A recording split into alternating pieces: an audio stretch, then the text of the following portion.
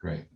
So welcome everyone to our ongoing series of interviewing people who have been incarcerated, returning citizens. And today's guest is Gwen Levi, who was released after 16 years of being incarcerated. She originally had a 400-month sentence that was reduced in 2019 to 292 months. Either way, it's a long time. And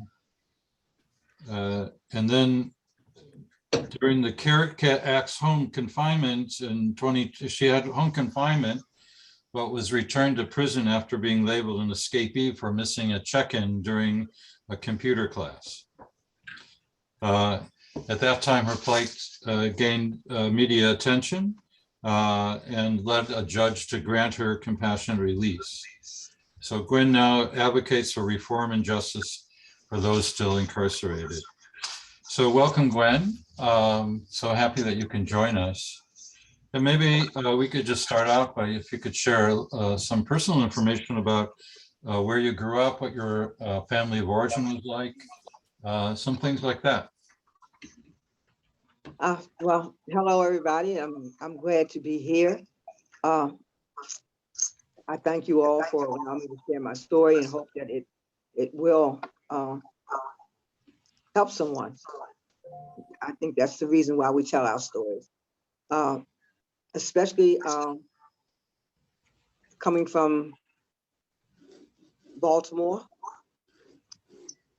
born and raised in Baltimore, attended public schools, one of 13 children, the oldest girl of 6 sisters, Wow. the oldest girl in the family.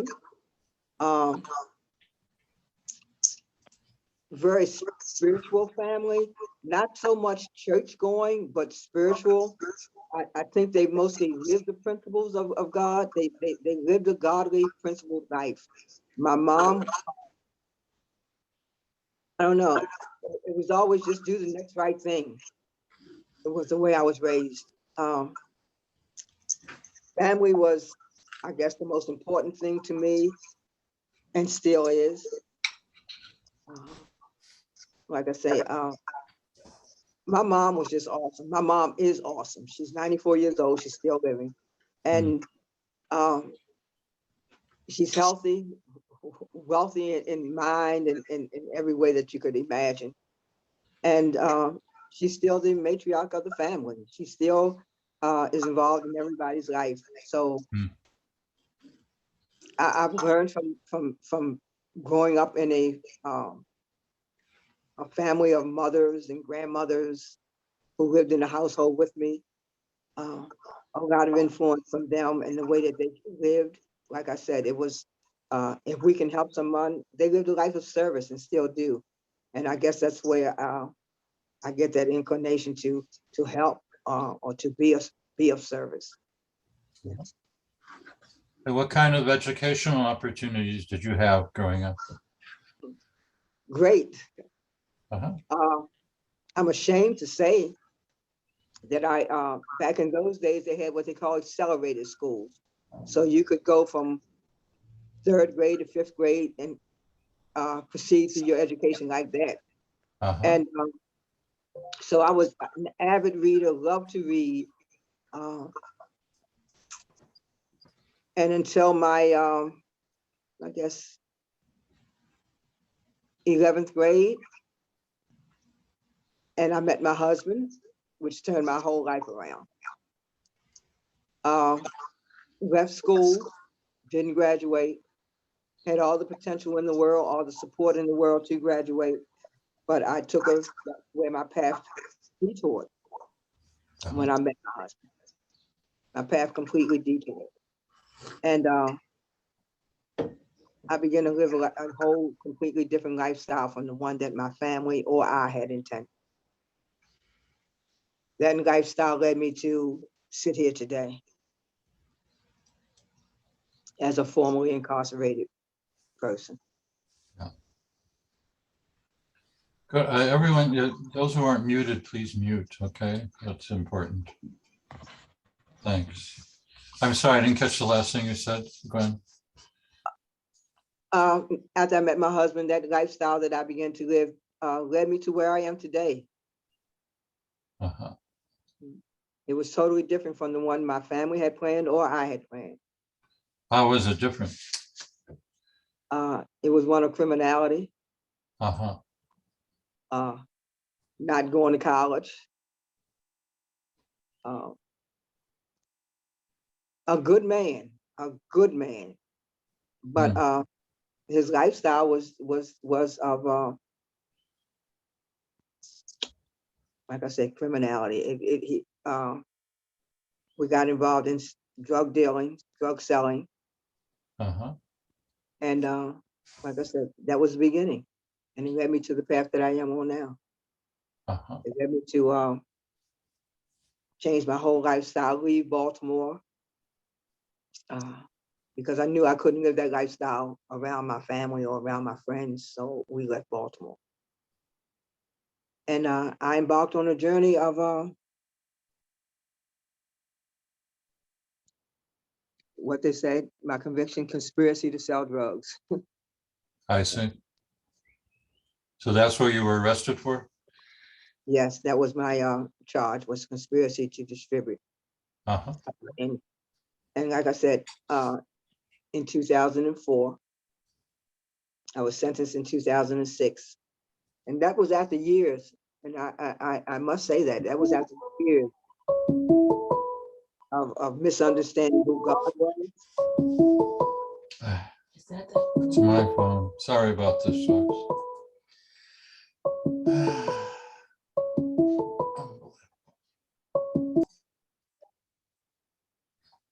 Sorry about the interruption. Go ahead. Grant, I'm sorry about that. So you were arrested in 2004 and you went to prison in 2006. Is that Yes, correct? yes, that's correct. I was sentenced at that time to 400 months of federal incarceration. And I guess about 6 or 7 months after I got sentenced, something happened. I got sent, I became involved in a reciprocal agreement between the Federal Bureau of Prisons and the state of Maryland. I And I see. was allowed to transfer back from federal custody to state custody, but I remained a federal prisoner. I see. They did what they call a reciprocal agreement once they closed the men's prison there. They exchanged some men for women. So I did 9 years there, 9 of some of the best years of my incarceration, because they had so many programs there. I was allowed to, my family, I was sent back to Maryland. So my family was able to come visit on a weekly basis. I was able to stay in touch with my grandkids and be part of that family unit. Uh-huh. So I was very fortunate in that, very fortunate. So this was a federal prison in Maryland, is that right? No, it was a state prison. It A was state prison. yes, the Ah, Maryland Correctional Institution for Women I see. In Jessup. in Jessup, right? And I was I allowed to see. stay there for 9 years. During that 9 years, I immediately saw some things that I knew that I could be a part of. I knew that with 400 months, I had to make this something good come out of it. I had to figure out, okay, for 400 months, that's a long time.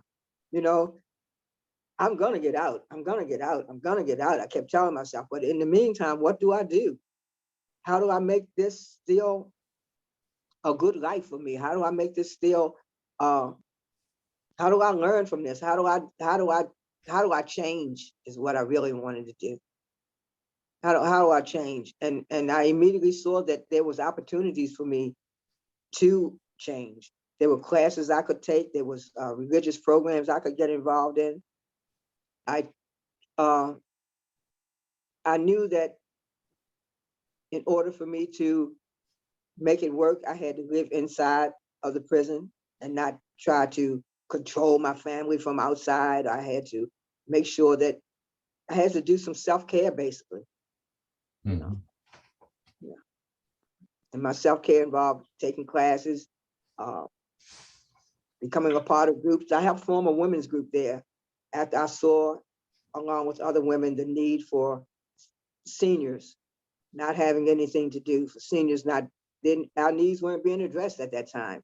2006, people weren't talking about senior programs too much, you know. So we started a program called Women of Wisdom. It allowed us to cooperate, not become adversaries of the system, but to advocate within the system. And we had a progressive warden, and she allowed us to form this group, and we dealt with the needs of the seniors.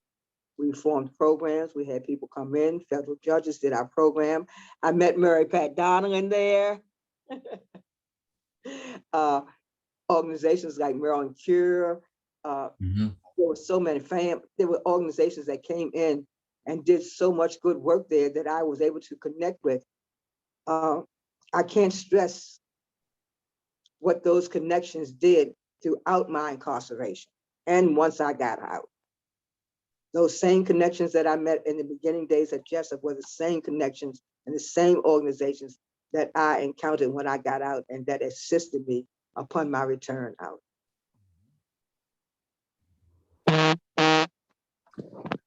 So that really, yeah, it sounds, we often, we've been interviewing a number of people who have been in, who have returned from prison. We don't hear stories like this of people saying, talking about programs that were beneficial to them. So it is great to hear that there were both the programs that the prison offered, as well as the programs that were brought in by, I assume, by volunteers Yes. as Yes. well, right? That the two of them were very helpful to people involved. That's what I hear you saying. I hear that. I encountered that in the state, and then when I returned back to federal custody, I encountered it in the federal system. There were organizations that were allowed to come in. I went to Carswell, Texas. There were organizations that were allowed to come in. I went to Aliceville, Alabama. Organizations from outside were allowed to come in. I feel blessed that I had the opportunities that I did have, because so many don't have those opportunities or don't know how to get past their conviction or get past their time, serving time. I knew that I didn't want to serve time. I knew that I wanted to become someone different. I knew that if I got out, whenever I got out, that was not the lifestyle I was going back to, that I could be something different. Mm-hmm. But also I learned that those skills that I had in that lifestyle, some of those same skills, those skills of integrity, those same things were who I was, Uh-huh. and that didn't change. I just was able to learn programs like Alternative to Violence Project, Seeking Safety. I took a ministry class. A which class? I took a ministry class. A ministry class. Yeah, and became a minister. Uh-huh. I got my license to teach. I got certification to teach. Uh-huh. The group that I formed, the Women of Wisdom, we were allowed to bring in programs that wellness programs, book clubs run by federal judges. I met federal judges coming in who initiated our book club. Like I said, Mary Pat brought in programs, Leah Green. I can name so many people who are connected to us right now, are still doing the work. Yes. Are still doing the work, and it's just an awesome thing to see them, to be able to come out and join them.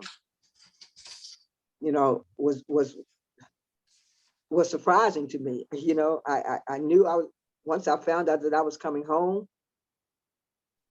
Oh my goodness, it was a whole new world. Yeah. Yeah. Say the least. Gwen, one of the things I know about you is that you left MCIW to go to Carswell for medical reasons. Can you talk about the medical care? Just my question, Pat. Thanks. my medical care at Jessup is where I contacted, where I was told that I had lung cancer. So while at Jessup, I received all of my care. I went to University of Maryland, Bon Secours for chemotherapy and radiation. To me, I could not have gotten better care. Mhm. I know from people who were in the same institution that I was in at the same time, that was not always the case. So I'm not going to sugarcoat it and say that, oh, the healthcare was perfect. No, I was fortunate. I was blessed. I Mm. feel like I was even singled out, maybe. I don't know why, but maybe that was the plight that God wanted me to take. But I know for a fact that everybody did not get that care. Everybody didn't get their problem recognized as quickly as I did. And I don't know whether it was due to my diligence or just God's favor. But whatever, I know that I was unique in the healthcare that I did receive. It is not typical. I have friends that are still trying to receive healthcare in the state and federal system and are not receiving it.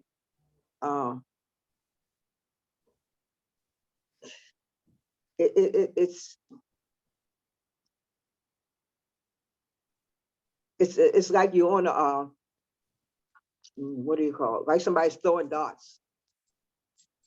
They might Yeah. throw a dart and hit your case, or they might throw a dart and throw you aside. Or you might put in your paperwork and you get attention, and you might put in the same paperwork and that person doesn't get their needs addressed. So the medical thing is complex. For me, I've seen both sides of it, and I know that there's a lot of work that needs to be done. Sometimes it's private contractors, limit what you can get, limit the medication that you can get. And most prisons have private contractors for their medical service.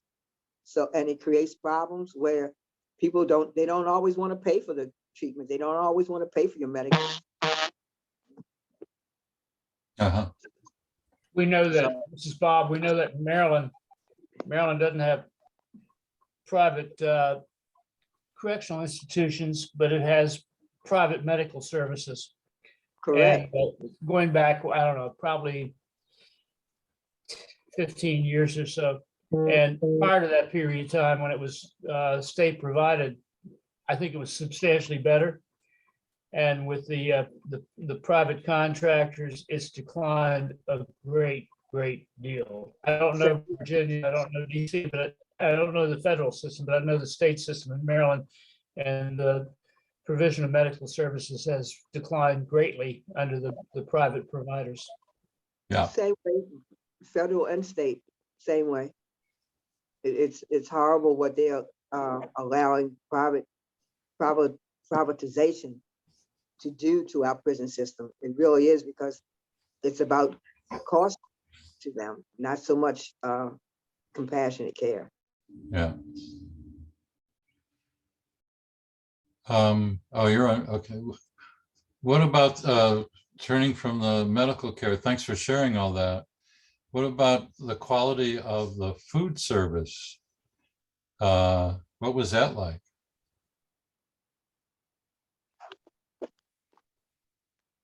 On any given day, your guess is as good as mine. Uh-huh.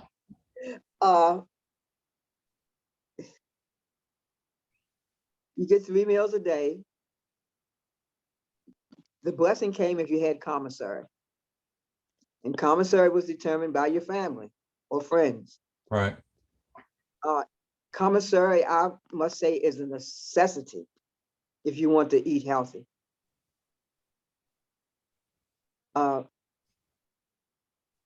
Food is 3 meals a day, and they try at times. They try, but like I say, commissary, you must have a method to buy the additional things that you need. Yeah. Mhm. What kinds of things did you that you buy in commissary that weren't available in the regular food service? Would you say?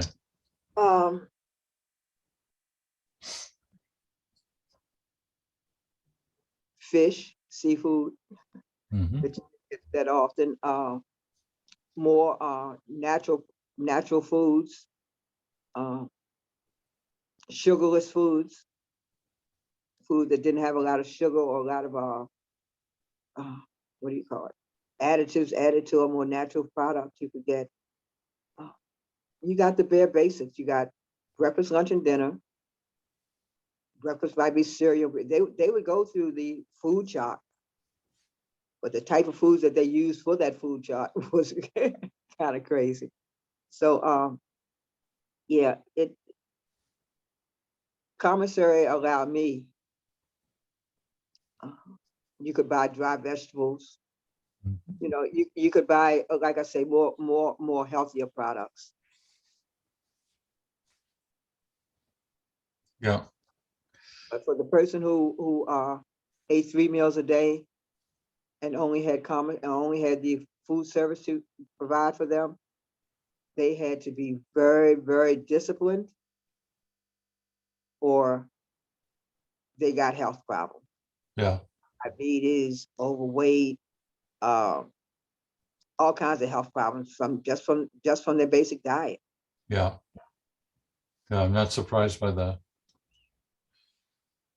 Let me just turn to another subject. Were you ever placed in solitary confinement while you were in prison? Uh, for a few days, one time. Uh-huh. Uh, uh, and what happened is I had a roommate incident.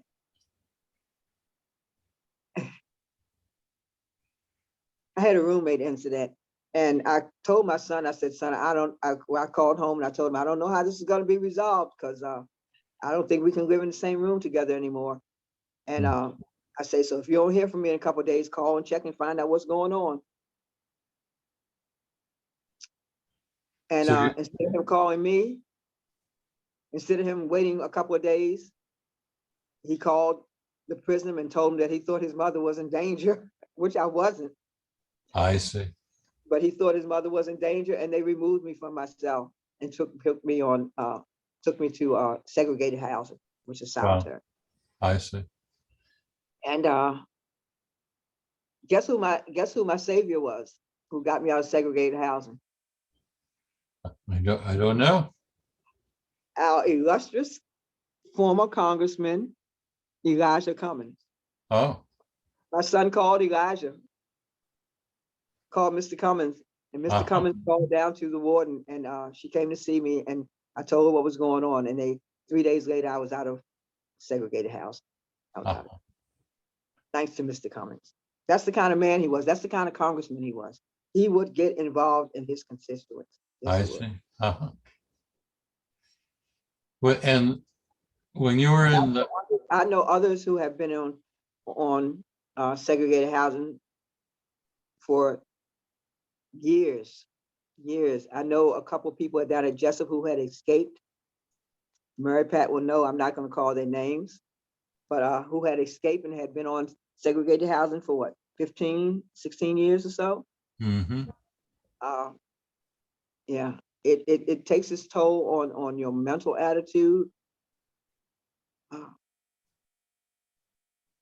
I admire the few women that I know who have been in segregated housing for years and come out and maintain their sanity, but they still had issues, you know? It creates serious issues. The isolation, I think we should do a thing where it says do no harm.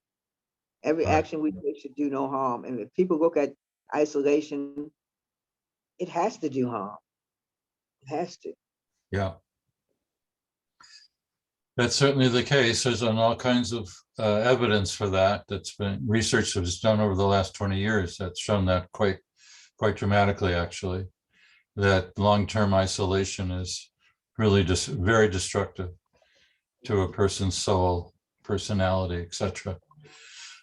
When you were in Maryland, when you were in segregation, were you in isolation with another person or by yourself?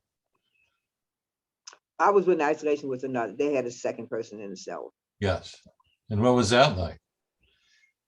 To be in isolation with the same person all the time?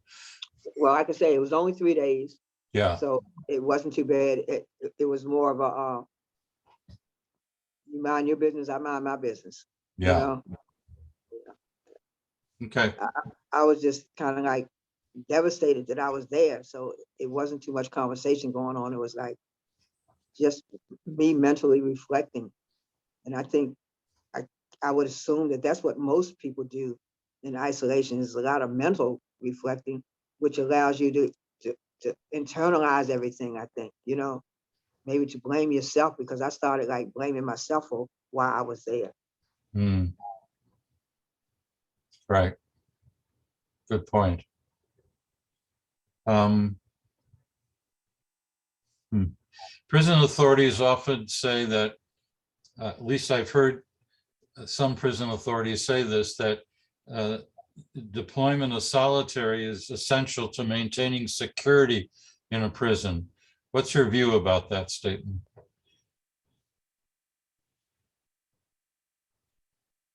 I think prevention of whatever it is they think they're maintaining protection from. Yeah. I think that would be a better avenue than waiting until whatever it is that they're talking about, that they're doing, that isolation is helping. You know, maybe if they took the front end of approach instead of the back end approach Mm-hmm. to whatever the issues that they think that isolation is helping, then eliminate those issues. Do something about that part of it instead of waiting until the issue has gotten to the point that you have to isolate someone. Mhm. I'm sure it's not a one-on thing. It's led up to the isolation, you know? Isolation probably wasn't their first attempt. Yeah. Right. I think if they did something more on the front end instead of the back end, it would be much better. Mm-hmm. Um, and now you can look back a little bit, what things what should there be more of in prison, and what things should be changed? That is, More programs to help you change. uh-huh. You know, I think that's the purpose of you going to prison, is to make sure that you don't come out and do the same thing. Mm-hmm. That you don't come out and return back because you had to come out and do the same thing because you didn't learn anything different in there. So I think that should be the main focus, is making sure that they have programs and education, healthcare, everything you need, everything that's needed to make sure that you come out a more productive person than when you went in. That you come out a more able to deal with society, more able to be an asset to society when you come back out. So that begins with changing who you might have been going in. Yeah. So programs that teach you conflict resolution, programs that even inside these programs would help. They would help while you're doing your time, not just for when you come out, but those things should start immediately. You know, not the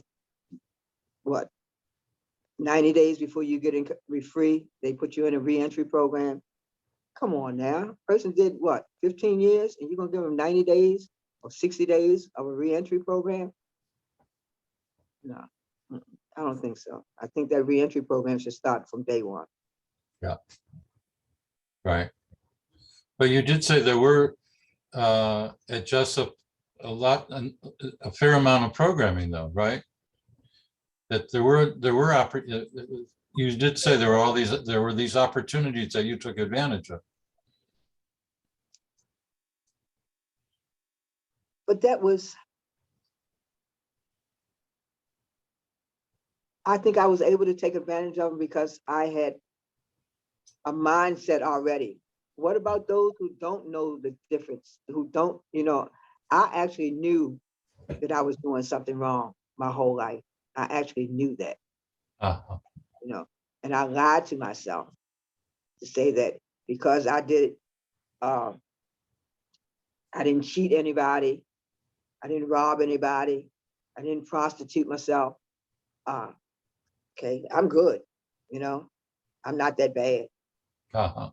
You know, so how do you change that justification for people who don't even justify it, who just think that everything they do is okay and that that's a life that they can continue to live? Changing that mindset.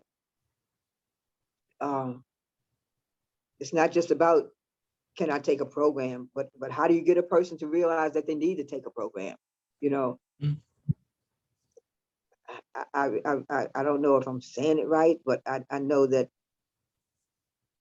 it has to start immediately. Yeah, No, I don't care if you go to for 90 days or 30 days or 60 days or 60 years. It has to start immediately.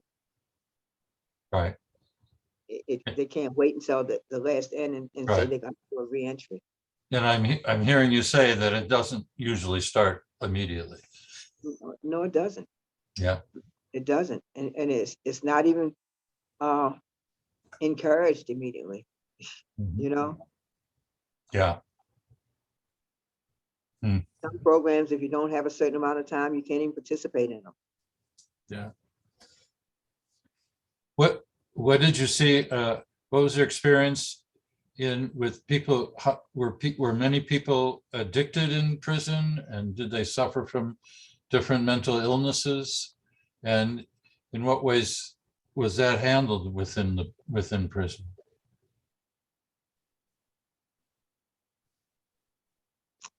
Addiction, mental illness, the same things that they had outside of prison were the same issues that they brought into the prison with them. And a lot of times mental illness was not addressed at all. That was just, oh, she's crazy. Don't talk to her because she don't know what she's talking about.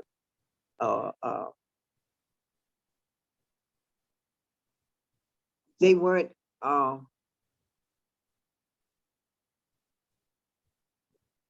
guess I would say it wasn't recognized early that a person had a mental illness. It wasn't until after they acted out or did certain things to bring a great attention to them that their issues might have been dealt with punitively instead of seeing a psychiatrist, seeing a mental illness, seeing having a mental illness resource person or something like that. It wasn't dealt with until there was an incident or it was always a reactionary thing, more so than initiating an understanding of who that person was when they first come into the system and what issues that person has when they first come into the system so that they can be dealt with.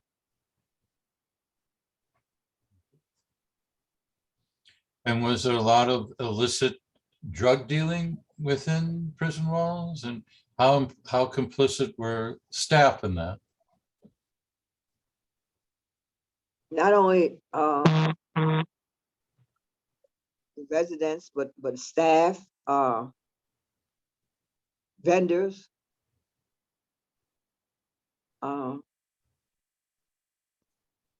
and fortunately through my reign, not so much the volunteers.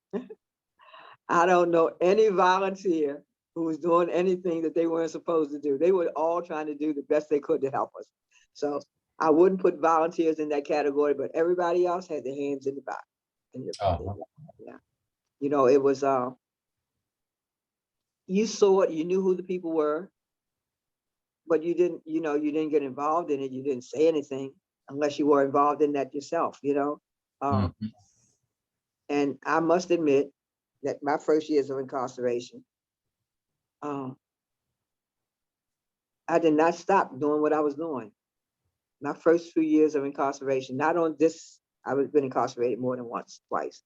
But my first 2 years of incarceration, I did not stop selling drugs. I did not. Uh-huh. I did not. And how did you get them to sell?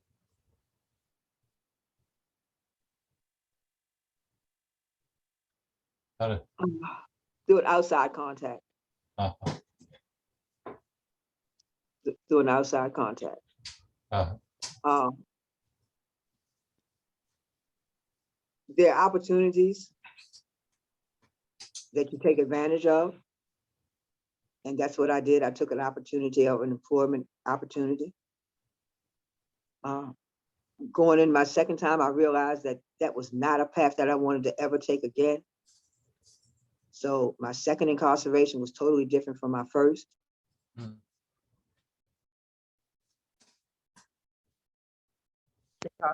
How did that change occur? Incarceration, I didn't even try to change. I didn't even try to learn it. And that's why I recognize that a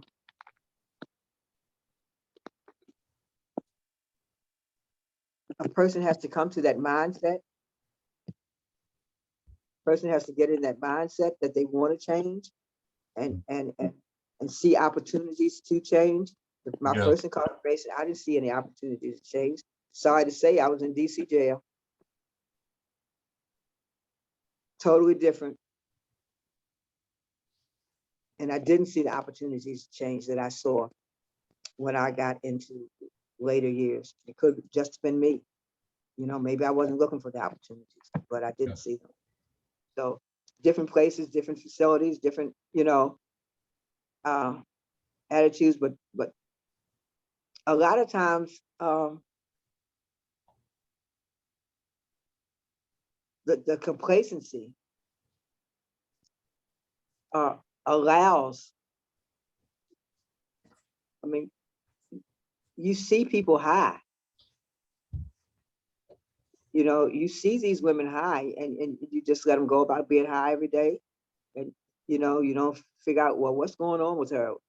You know, like I say, staff complacency allows a lot of manipulation of the system. Mhm.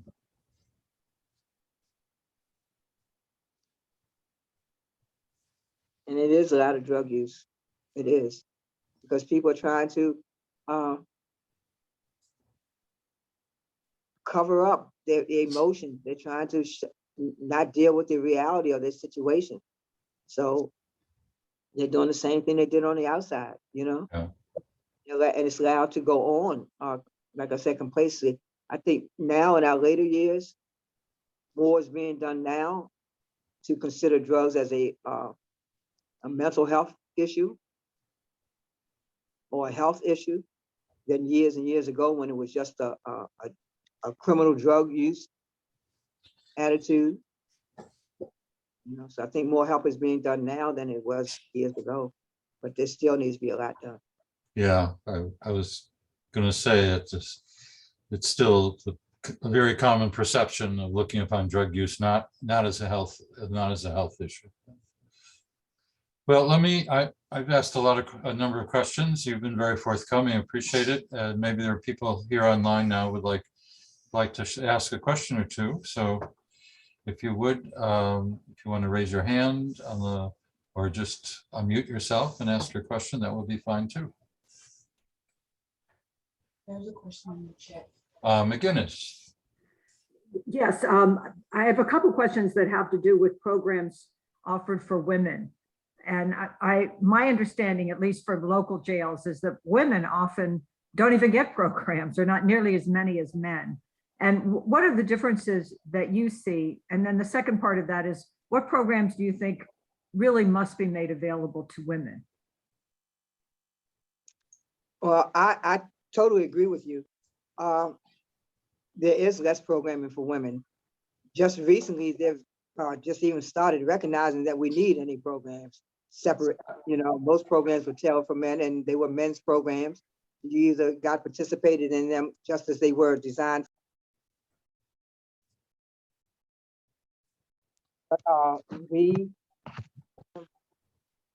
I think programs like parenting,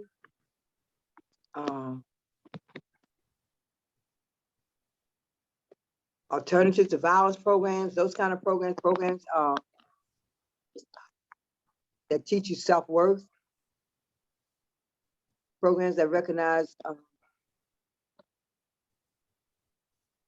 that teach you self-worth. More than anything needs to be initiated with women. A lot of the programs need to be gender-based.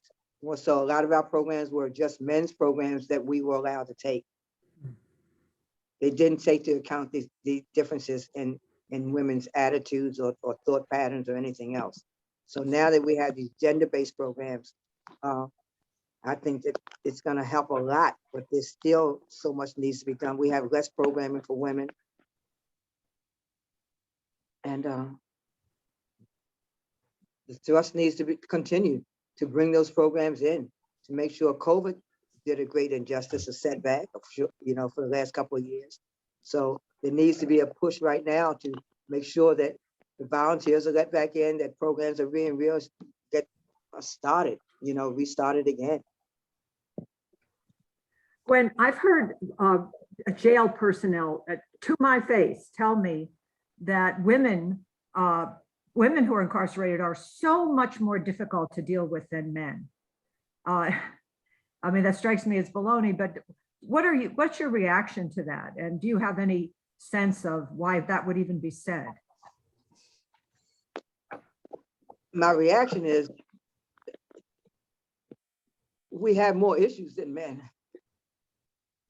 You know, for most part, we were probably if we weren't the breadwinners, we were the caretakers. So our absence from society, we feel that guilt. We feel that that loss of connection with our families. So I think that's one of the reasons. If we present more issues, it's because we have more issues that are not being addressed. Like I say, our concern with our families, our concern of what's happening to our kids, our concerns of what's happening with us internally. Our body is changing. Our things are going on with women that don't necessarily go on with men. And a lot of times that those physical issues are not even being addressed either. So you get the mental health issues with women more so than you do men, maybe. But for me, I would think that because we have more issues that are not being addressed, it seems that we're more difficult, but we ask more questions also. You know, we want to know why we can't do something. This is what I need. How do I get it? That's the woman's attitude. This is what I need. How do I get it? So we try to form avenues to get the things that we need. And when we try to form those avenues to get the things that we need, we're labeled discipline. We're labeled troublemakers or always causing trouble, always getting something started. Yeah. But we're only trying to get our needs addressed.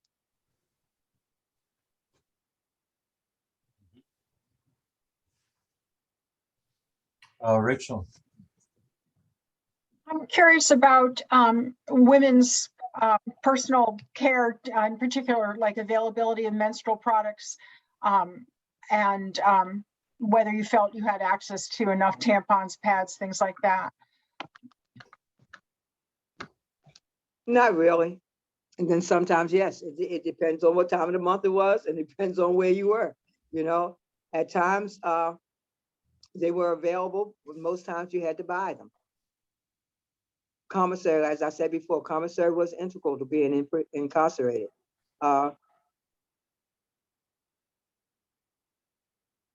They were never enough. You know, you might could get pads and not tampons. Feminine hygiene products were only brought through commissary, if that's what you used.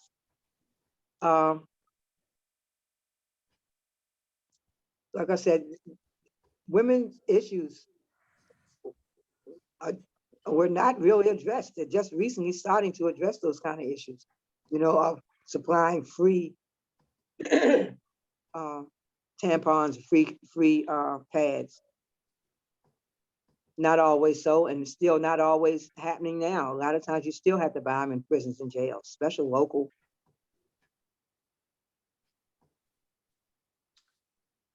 Well, there was legislation that we were involved in supporting just a couple of years ago regarding menstrual products in prison, because prior to that, it was a terrible situation. Yeah. Indeed, we were involved IHR was involved with NARAL, which was had a big collection of menstrual products that they were distributed, they were as volunteers were bringing into the prison, because there just was such a big shortage of these products. So there was legislation passed, I believe, must have been in 2019. Yeah, so whether that's been followed through, I don't know at this point, but that sufficient quantities would be available to women who are incarcerated. So good question though, Rachel.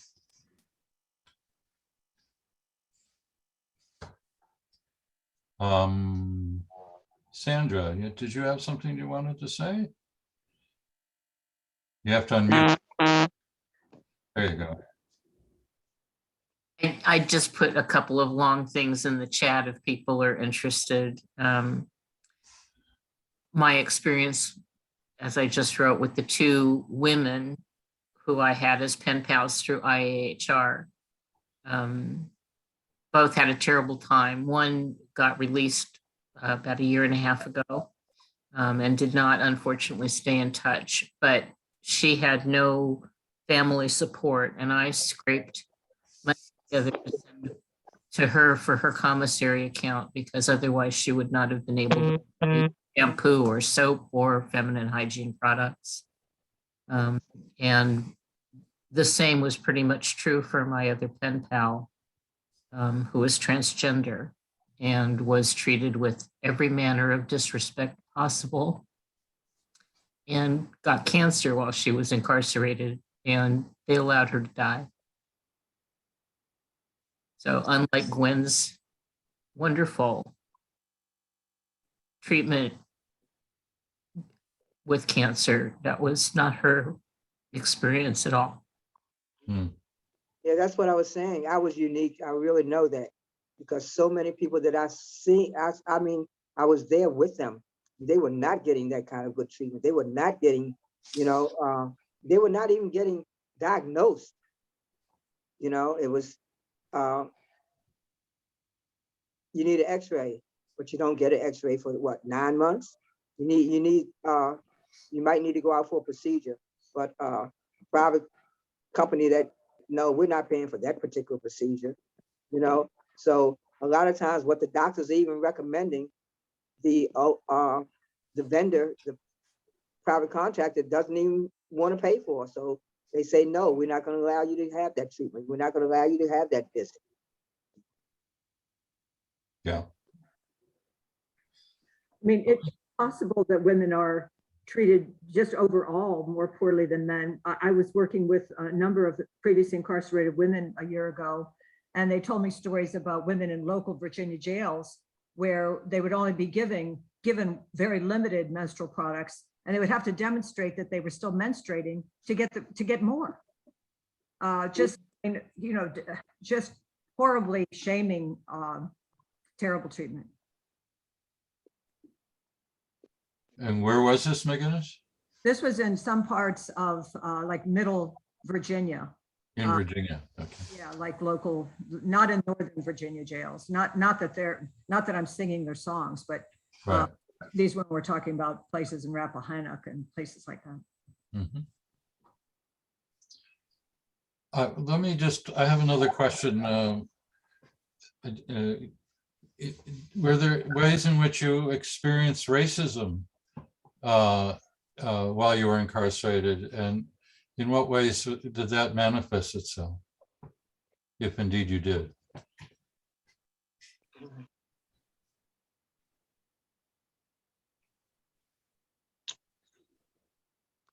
Not so much, just the idea of the number of Black people incarcerated. Just the amount of time that I saw versus the amount of time that I saw my Caucasian counterparts get for some of the same situations. Uh-huh. Just the treatment, pre-release treatment, pre-sentencing treatment, Uh-huh. especially pre-sentencing treatment. who gets bail, who doesn't get bail, Yeah. who gets allowed to come home, who doesn't get allowed to come home.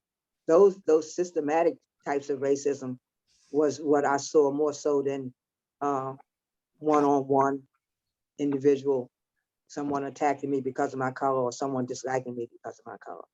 Uh-huh. You know, what I saw more was systematic things that were being done. Mhm. Yeah. Okay. Any other questions people have, please? Yeah. Gwen, you mentioned that during your time at MCIW, you were actually in federal custody. And there were other women in the same situation. I don't think it was a large cohort, but I think there were others. Do you think they were treated differently because there was some involvement by the Bureau of Prisons? At first, we were treated so badly. When we first got there, we got there in 2006. We were not allowed to, 2007, I'm sorry. We were not allowed to participate in any programs at first. We were treated badly by the other inmates because we were federal, so-called federal inmates, and we wasn't coming to take over their prison. We weren't, like I said, participation in programs. We weren't allowed at first. What I did was I wrote to get a copy of the agreement that allowed us to be there, which gave the stipulations, and that's when I found out it wasn't a contract. We weren't contracted there. We weren't just being housed there. It was what they called a reciprocal agreement, which allowed us to fully participate in everything except being transferred out of Jessup. And once I got a hold of that reciprocal agreement, and staff became aware of what those that agreement said, we were allowed to begin to participate in programming. But at first, we weren't even allowed to participate in the programming. We were just going to be housed there, which was crazy. But once we did begin, yeah, we were treated different because we had an oversight. We had a community corrections group that came in once we got the ball rolling, that we needed we needed someone to come in to advocate for us. So they did send in a group of people. The community corrections group came in and advocated for us to participate and not be singled out. So did we get better treatment? No, not necessarily. No, not at all. Just getting the same treatment was good enough. Not being isolated to get less treatment.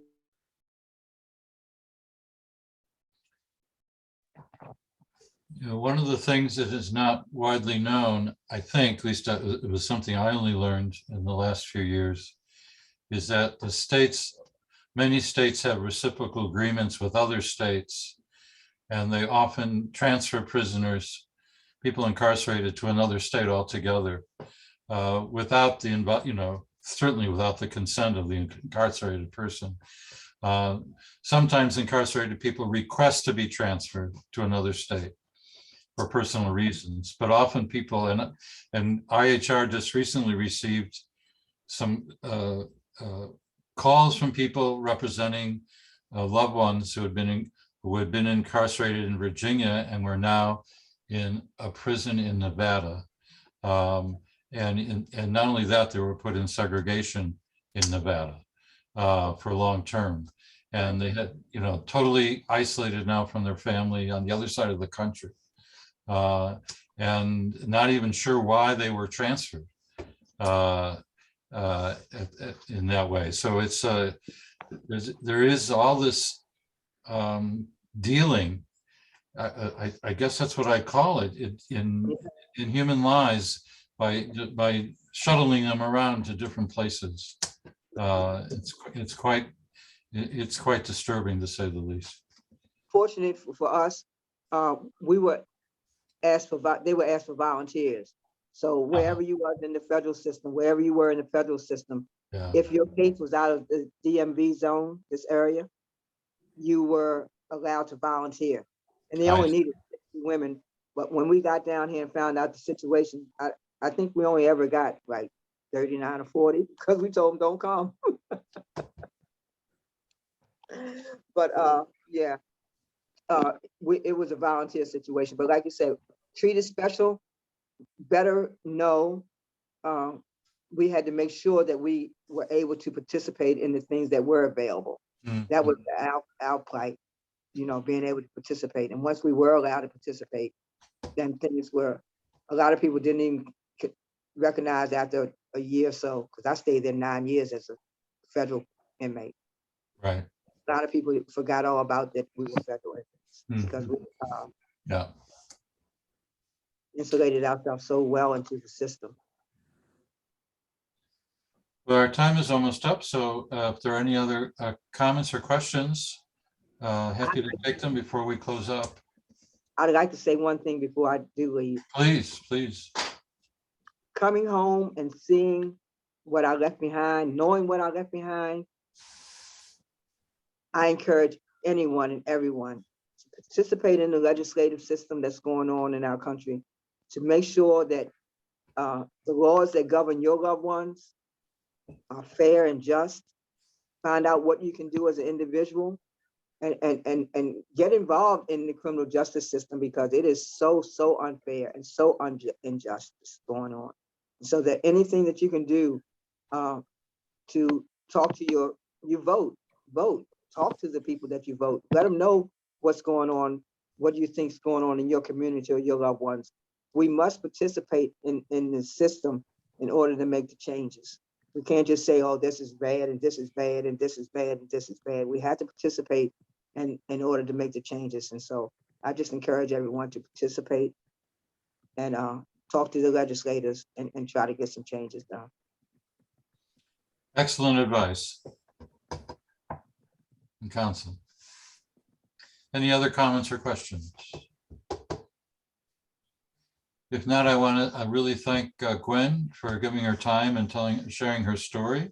So thank you so much. It's been a really very lovely interview. We have recorded this interview, so it'll be posted on.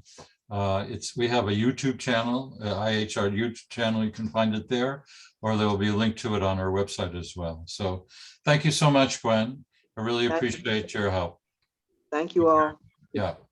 And good luck to you in all your future endeavors. Thank you. Yeah. Take care, everybody.